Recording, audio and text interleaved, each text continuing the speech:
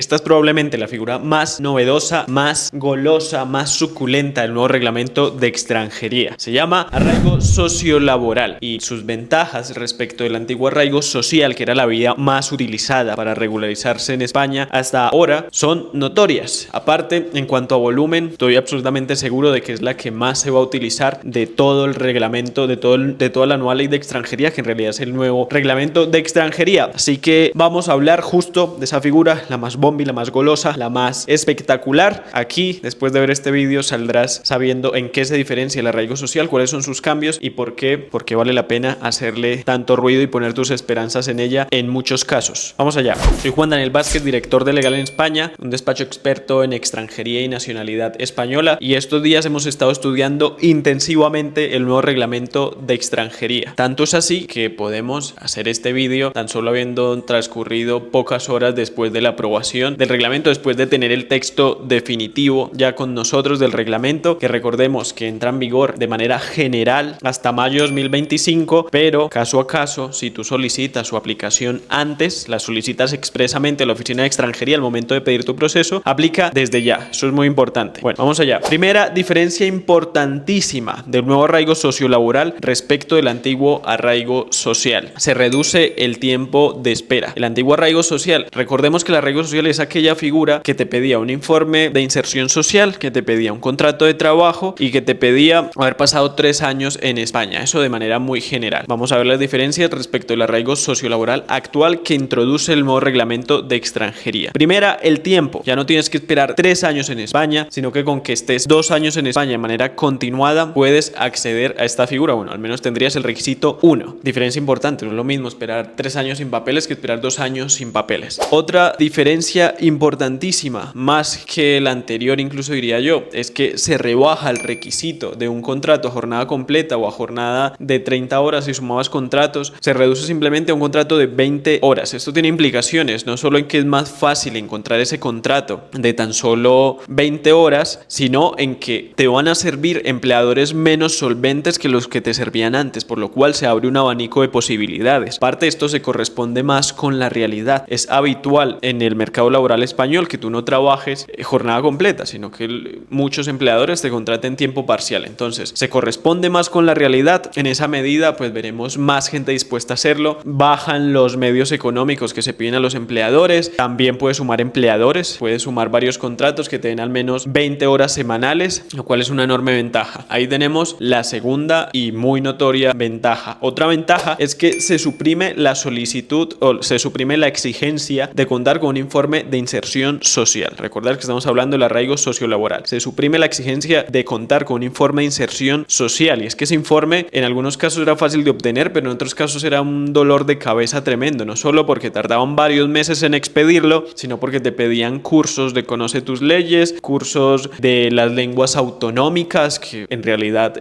lo que vemos en la mayoría de los casos es que aprender esas lenguas pues tiene poca utilidad. En todo caso, así tenga mucha utilidad, pues si tú estás trabajando en España, tú normalmente tienes el foco en trabajar en tu familia, y bueno, y si se puede suprimir lo de estar haciendo cursos para pedir el arraigo con contrato, pues estupendo, y eso es lo que se ha hecho. Ya no se requiere el informe de inserción social, por lo tanto ya no hace falta ese paso previo de acudir al ayuntamiento o a la comunidad autónoma a pedir ese informe que tardaba varios meses y para el cual encima te pedían acreditar otras cosas como los cursos, como los medios económicos. Ahí había que portar el contrato normalmente, cursos de idiomas autonómicos, etcétera. Se suprime eso, por lo que va a ser un procedimiento más sencillo. Estamos felices por esta nueva figura que redunda en el beneficio de muchos inmigrantes en España. Les va a permitir acceder, ya no esperar los 3 años, encima con menos requisitos, más fácil encontrar un empleador que esté dispuesto a hacer la oferta, etcétera. Estamos contentísimos, pero como en todo, pues podemos identificar un punto negativo, y es que esta reforma, este nuevo reglamento de extranjería, no beneficia la migración legal, beneficia la migración irregular, en el sentido de que la inmensa fuerza de trabajo, la mayoría de trabajadores extranjeros en España van a seguir siendo personas que han emigrado irregularmente y luego se han regularizado con un asilo. No digo que esté mal o no, estoy criticando la forma en que estas personas han llegado, se han venido honradamente y han venido a trabajar, pero es que esto es una desventaja también para las personas que vienen irregularmente, porque los están condenando a estar mínimo 2 años en estado irregular para poder regularizarse. Eso que favorece? Pues la economía sumergida,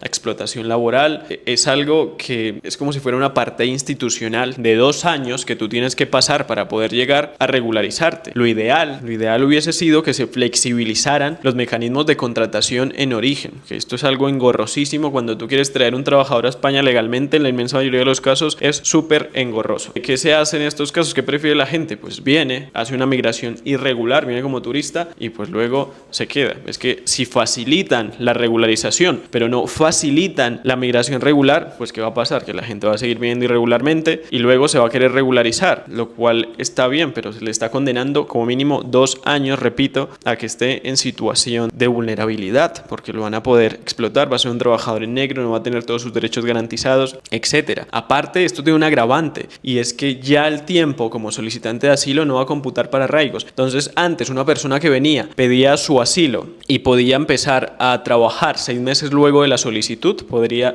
de cierto modo acceder ya a las instituciones, darse de alta y bueno, y ser visible para el sistema. Ahora ya no lo puede hacer porque esa persona ya no va a querer solicitar asilo porque sabe que cuando se lo denieguen pues se va a encontrar un enorme problema, porque va a ser como si hubiera acabado de llegar a España para efectos de los arraigos y tendrá que esperar como mínimo 2 años más. Entonces estas personas que antes venían, pedían asilo, a los 6 meses ya podían empezar a trabajar y luego pues a los 2-3 años podían pedir un arraigo, pero habiendo estado todo ese tiempo con la cobertura legal del asilo, trabajando legalmente y eso, ahora ya no lo van a querer hacer porque se ha desincentivado terriblemente la solicitud de asilo y entonces a estas personas pues no les quedará otra que simplemente esperar en estado irregular. Entonces es bastante cuestionable cómo el Estado español se hace el de la vista gorda con este fenómeno, pero no a la vez que no incentiva los mecanismos de migración regular para que estas personas no se tengan que someter esos 2 años a esa situación de irregularidad. Es curioso, pero bueno, la migración irregular es una realidad que está ahí y al menos rebajar de 2 a 3 años y trabajar los requisitos del contrato y no pedir informe de inserción social, pues es facilitar las cosas, lo aplaudimos y beneficiará a miles de personas. Ahí está, recuerda, esta figura aplica desde ya. Si tú ya tienes los 2 años en España, no te vayas a esperar a mayo. Contáctanos, hacemos la solicitud desde ya, pedimos que se aplique la disposición adicional transitoria que te permite invocar el principio de favorabilidad, la norma que te salga más favorable, sea el actual reglamento o sea el nuevo. Esto tiene todo el sentido del mundo porque ese periodo de 6 meses para que empiece a regir de manera natural es para que las oficinas de extranjería se adecúen, para que la gente pida sus últimas solicitudes con la normativa vieja.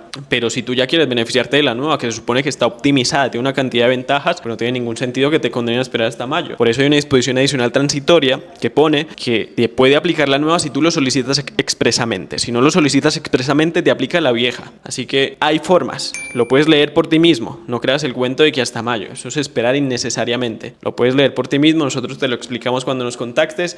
Muchas gracias por vernos, déjanos tus dudas en los comentarios, estaremos encantados de solventarlas y suscríbete para no perderte todo el contenido que se viene respecto de este tema del nuevo reglamento de extranjería y bueno, y demás temas relacionados con la extranjería y la nacionalidad. Soy Juan Vázquez, delegado en España, hasta la próxima.